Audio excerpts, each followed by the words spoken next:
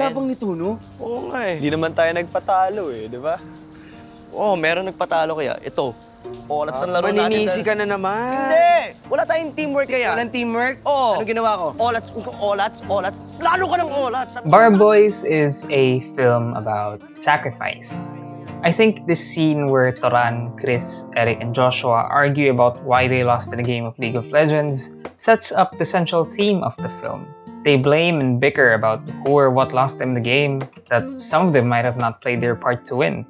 But they eventually turn back around to their usual group antics. Burnik to eh. Mas burnik ka. So what's Burnick? Oo. These aspiring law students are the narrative devices the film uses to show us how sacrifice shapes a person towards success or failure. The film's dramatic voice is the gang's very first step. Pass the entrance exam, then strive to become lawyers. But what will it take for them to become lawyers? What will they need to sacrifice? Agad pare. Oo, pare, 11:30 na. Ano, let's check the exams. Let's check the exam. I passed law school, babe. Umasa po ako sa College of Law. Kumusta ako sa law? Adi okay, I'm very good. Parang yun yung calling ko eh, may mali eh. Hindi ko mahanap dun yung happiness ko eh.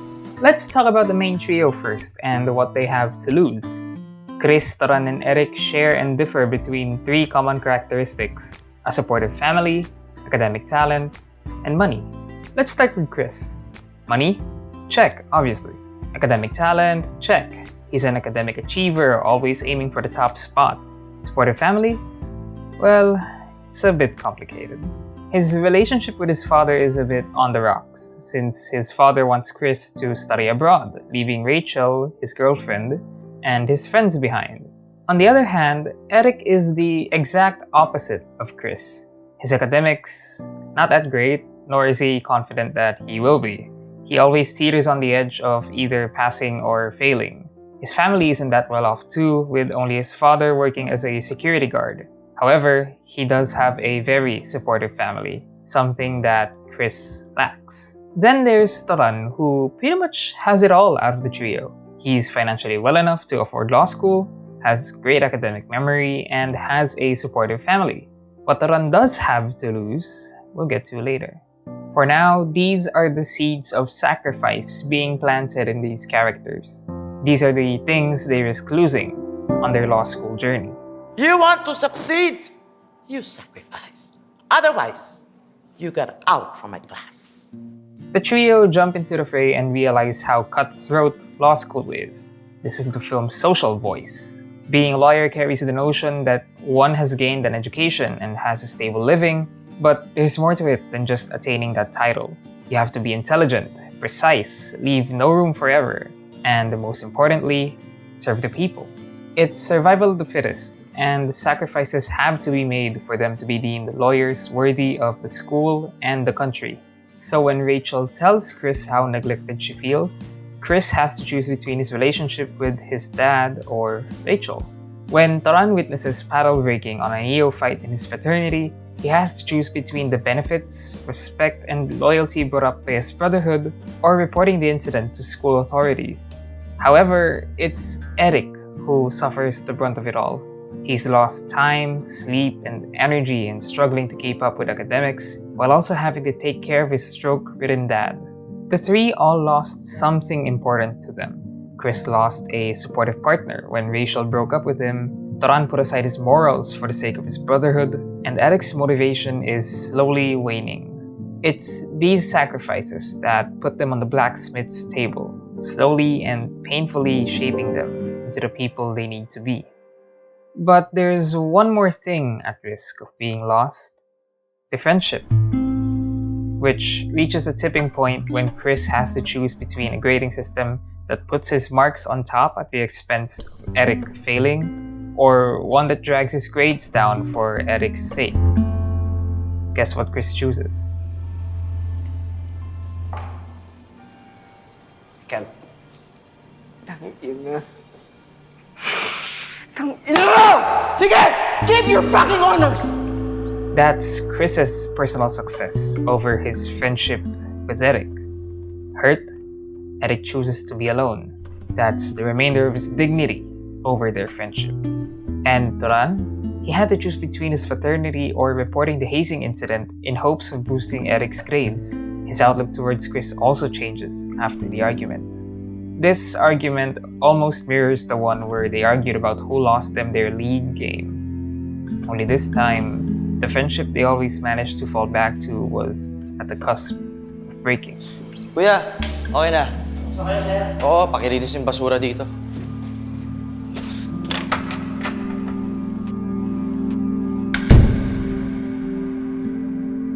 So, what happens now?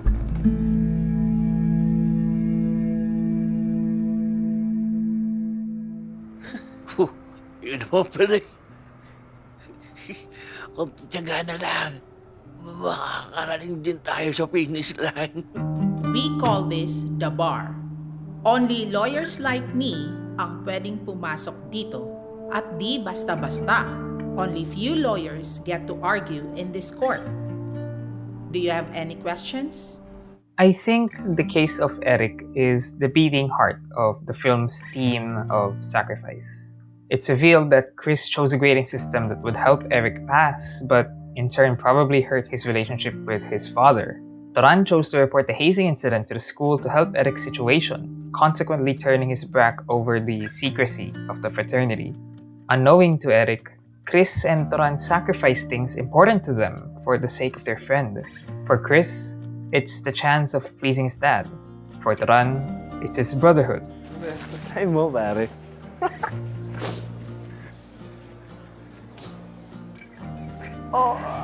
Bro! Yun ba? Pasado! Tess! So the three pass law school and all have their eyes towards passing the bar exam. Graduate ka eh! Then Eric's father dies.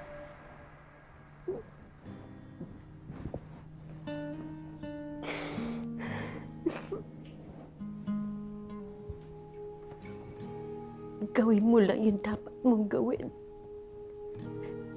Ano yung gusto ng tatay mo?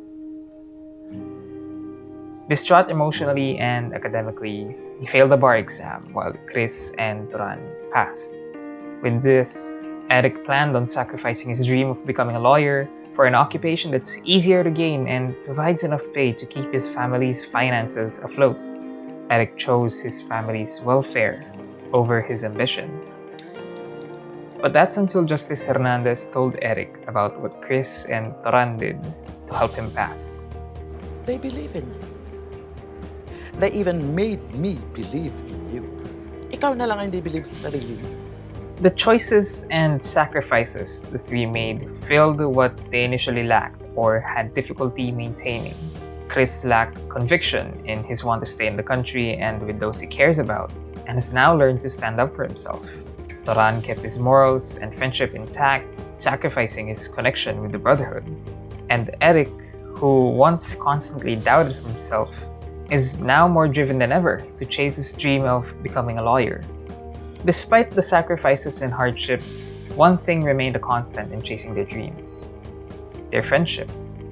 But that's not to say that friendship is the only thing you need to achieve for your dreams. No, far from it.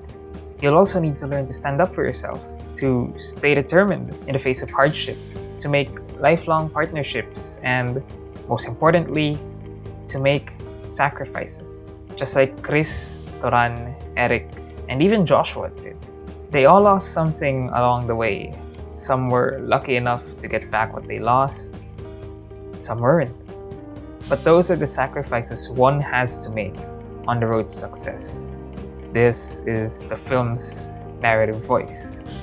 The purpose of life is to be defeated by greater and greater things. Kung hindi ka natatalo, hindi ka na gumagalaw. If Bar Boys teaches you one thing, it's that success demands sacrifice. But regardless of how much you sacrifice, there isn't a guarantee that you'll succeed, but it gives you a chance to do so. And you'll do it, like these four did.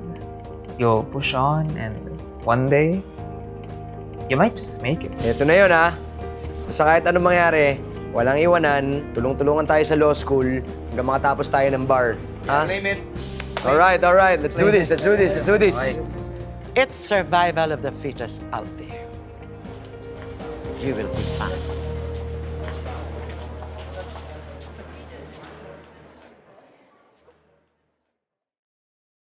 This isn't related to the report in any way, but I felt like writing this, so... My father was a lawyer. A good one, at that. He died of COVID, September of this year. I remember dreaming of being like my dad when I was a kid. I'd spend time in his office, watching how he runs it, even working there for a bit to know what it was like. He's constantly stressed out about how much work he had, and it often seemed like he could never catch a break. He'd talk about the cases he's handling over dinner or even while driving us somewhere. He'd go into meetings knowing that the time spent there could have been spent with our family. He'd spend sleepless nights hunched over his laptop, typing away at whatever work had to be done. Those are only a few of the sacrifices he made, not only to provide for our family, but to be of service to others. We love him not despite these sacrifices, but because of them. Like Chris, Toran, Eric, and Joshua, my dad was intelligent, wise, ambitious, but most importantly, kind. I rest my case. Thank you for watching.